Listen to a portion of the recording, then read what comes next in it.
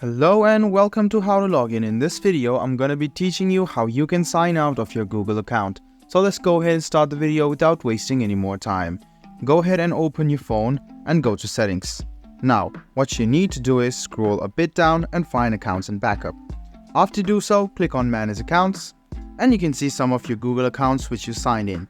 Now, to sign out of the Google account, just go ahead and click on the Google account you want to remove. And you can see that as soon as you click it, you can see the remove account. Just go ahead and click it and click remove account once again.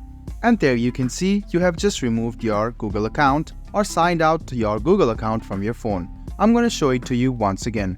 First of all, what you need to do is go to Settings. After you go to Settings, you should search for Accounts and Backup. Click on Accounts and Backup and click on Manage Account. After click on Manage Account, you will find some of your Google account which you use. Go ahead and click on the Google account which you want to sign out of and click on Remove Account and click Remove Account once again. This way, you will be signed out of your Google account. I hope this video about how you can sign out or log out of your Google account on your phone was helpful for you. If you still have any kind of confusion, please do mention us on the comment section down below. Like the video, subscribe to the channel and do hit the bell button for more.